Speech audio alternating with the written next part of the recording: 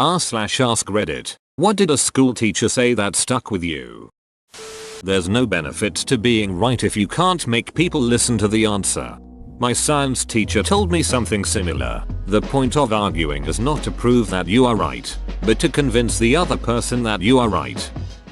I'm FB friends with several of my old teachers. I once wrote about how I had the recurring nightmare of being in my chemistry teacher's class and having to take an exam but not having studied for it. He replied saying that his recurring nightmare is my being in his class. He should have just sent you a study guide for one of his exams. Maximum sass. I had a maths teacher who was an older woman, really strict and nobody particularly liked her. We mocked her way of speaking and were generally mean teenage a-holes. Once, when I was around 15, I hadn't finished my homework so I dropped my book in a puddle and showed it to her in class to say I'd lost the homework so couldn't hand it in. She questioned me a bit on how it had happened, then asked me to stay after class. The whole lesson I was shitting myself, expecting to be absolutely bollocked once everyone else had gone. So when the bell rang I sheepishly went up and sat at her desk after everyone had left. To my surprise, she didn't shout at me but gently asked if I was being bullied and somebody had taken my workbook and ruined it on purpose. I was a little skinny kid with glasses and braces, so I can see why she would have thought that. But in that moment I suddenly saw her as a human being with feelings and empathy and not just a teacher. I felt like shit for the way I had treated her, and for lying about what had happened. I never admitted it to her, just reassured her that I was fine. But it did stick with me and I was much less of a dong to teachers after that. I wonder if maybe she was bullied when she was younger and that's what made her so strict and blunt, and then so empathetic once she saw someone who might be in trouble. Your spoon and a knife blocked when asked why most of my friends were high achievers and I was only average. First day of science class. Many of the topics I will be teaching you this year will likely be proven false throughout your life. I love teachers that are honest with students. Simply saying something like you'll never need to know this but it's part of the exam so we have to is so much more likely to get me to learn something than just saying it's important. Sounds like an ace teacher. After being caught smoking pot in high school, 1986, my science teacher, hi Mr. Fishbein, said to me, there is a time and place for everything. This is not the time, nor the place. He did not report me to administration. He was a great teacher. Professor Oak said the same thing when I tried to fish in the Pokemon Center, or ride a bike inside. Teachers like marking your homework as much as you like doing homework.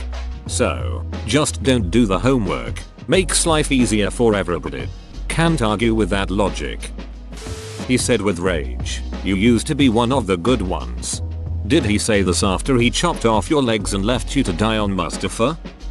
I know what it is to be young but you don't know what it is to be old. I don't know why and how it came up, but our English teacher asked me if I understand that. It was the first year and I was 10, and I definitely did not understand, but it somehow stuck in my mind as the sound of the sentence, until I could decipher the memory in retrospect.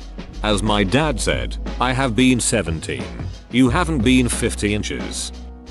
I once asked my teacher something about the subject, and she said, I don't know, but I'll do some research and get back to you tomorrow. I'm studying to be a teacher and one of my teachers told us there is no shame in admitting to your students that you don't know something. However, you should look it up to answer it next time you see them and be prepared for the next time you get asked that. I had a homeroom teacher that out of frustration one day ranted about how easy school was. He said, we literally give you a book with a text, tell you to read it, then ask you to answer questions, the answers to which are found in the book we gave you. It doesn't get any easier than that. Read the damn books, answer the damn questions. That's all school is. I like that last sentence. You have unlimited potential when you know how to find the first step. One day in 7th grade our principal came into the homeroom class and wrote on the board $19.32 in big numbers. He got our attention and announced to the class, this, pointing at the number, is what you are worth. Every day you come to class, the school gets $19.32 from the state for each of you. So if you are sick, you should still come to class, go to the nurse, and get sent home. That way the school will still get its $19.32. That was the day I stopped caring about school. I'm pretty sure he was trying to increase attendance and believed what he said was positive. But when a person you're supposed to respect tells you you're worth less than a $20 bill. I had a 9th grade earth science teacher who actually had a PhD in biology. He told us that he had made his was through school by writing things he had to learn on 3x5 note cards, and would pull them out of his pocket when he had a few minutes to memorize the material he had written on them. I used that technique from then on, all the way through my own PhD, when I had something important to understand or commit to memory. My science teacher said that he liked watching Shakira and J-Lo jiggle their butts. Truly a man of science. If he determined the frequency of the butt wiggle and plotted it on a graph over time demonstrating the variance in the butt wiggle frequency, it'd be even more sciencey. This came from a teacher who hated my guts, and I his. We never got along. I disliked what he taught and how he taught it. He thought I was pompous and bragged about my grades. Maybe pompous, but never bragged about my grades. Anyway, we had turned in our ethics final paper, and mine was 20 pages long or so. Sometime later, he asked me to come by his room to pick up my paper. Despite how much he disliked me, he told me, "Sam, I've been teaching this class for over 10 years. This is the best paper I have ever read. Can I use this as an example for future classes?" I gained a ton of respect for him that day because I knew how hard it had to be for him to admit that. The vast majority of students that think I dislike them are mistaken. Often when a student thinks you don't like them, they act extremely rude. When you are extremely rude to your teachers, they will sometimes have a discussion with you about your behavior and how you are being disruptive to the class. Most students take this well, but some take it the wrong way and see the teacher as singling them out. Many students don't seem to realize if you are purposefully being the most difficult kid in the class, you are also going to get the most discipline. If a student mistakenly thinks I am against them, I always try to have moments like yours where I try and find something the student did really well, and I'll let them know how proud of that work I am. So far I have managed to get all but one student who thought I disliked them to realize that I don't, even if not all of them change their opinion of me. Because the truth is, I don't care if some teenager hates me, doesn't keep me up at night. The reason I work so hard on getting the kids to like me is because they work harder when they do. I'm not going to take it personally if a kid tells me to go duck myself. It's a kid. Sometimes they're dongs. I'm there to make them learn. Long-winded way of saying it, but maybe your teacher didn't hate your guts as much as you think. Maybe it just took the whole semester to find that thing to engage with you. Although those are just my random first impressions from reading a comment you wrote. Since I was not there and don't really know anything about your life, I would like to apologize if I have grossly misread the situation. Once you're an adult, you choose your own fate. Your mom won't control you anymore. This came from a 9th grade Algebra 1 teacher who took the time to tutor me. My mom was a anti-vaxxing, cult-following nutbag who didn't think school was important because Armageddon is coming. I was terrible at math until I met him. It's been 25 years and I think of this teacher still. I am grateful. Don't talk to mom anymore. She got tired of me asking where Armageddon was. Question everyone and everything. Conduct your own research to find the truth. Being wise is better than being smart. I held on to that right up till receiving my PhD. Now that I'm entrenched in the corporate world of merciless exploitation, I've realized being smart about life is really a subset of being wise. In 8th grade, a friend and I used to jokingly sling insults at each other, and one day he retorted that I was a cheap horse. Apparently our science teacher overheard and decided to chime in and defend me by shouting "You're not cheap" in front of the entire class. Apparently someone told the principal and I had to explain that I had no idea what he meant. Nothing had happened. I am absolutely not an 8th grade prostitute, etc. Still have no idea what he meant by it or why he decided to contribute in that way, but it was super awkward and it stuck with me.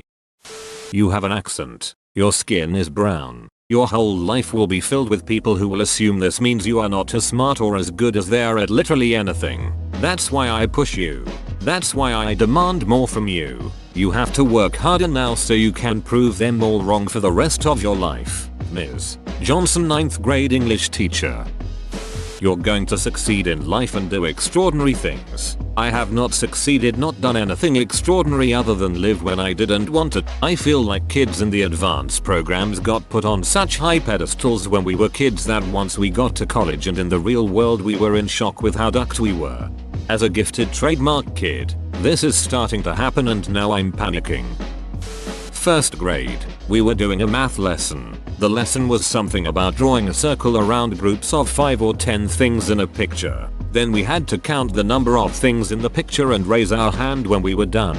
I figured out pretty quickly that counting the things one by one took too much time. So I counted by tens, which were already circled, then counted the leftovers and put up my hand. I was done way before anyone else. The teacher looked at me and said something like, "There is no way you could have counted them all." So I put my hand down and made sure I was not the first one to put my hand up first during that lesson. A few minutes later she complimented another kid who had counted quickly and said that he was probably counting by fives and demonstrated how to do that. I was so angry and thought it was stupid to count by fives when it's easier to count by tens, so why not just do that? The thing is, this woman was usually a pretty good teacher. I don't know if she just didn't like me or was having a rough day or what. But I learned that day that teachers don't know everything and sometimes they're just mean. Do not use Wikipedia as a source. Cite the sources at the bottom of the Wikipedia page. Boom. Not Wikipedia. It's okay. You can smile. This was first thing our middle school music teacher, who we all loved, said on his first day back after his wife, an art teacher many of us had in elementary, was killed in a car accident. He made music class a lot of fun. And we'd missed him in the week he took off after his wife's death. He was used to coming into a room full of smiling faces, ready for another fun hour of class. We were all sitting utterly silent, fixed on him with what I'm sure were the most somber little faces he'd ever seen. He smiled at us after he said it, and we all smiled back, and he thanked us for it. Whoa, you made it to the end? You're a ducking beast. I'll cut you a deal. Smash like and subscribe for more curated content, bruh. It's free and that's a great price.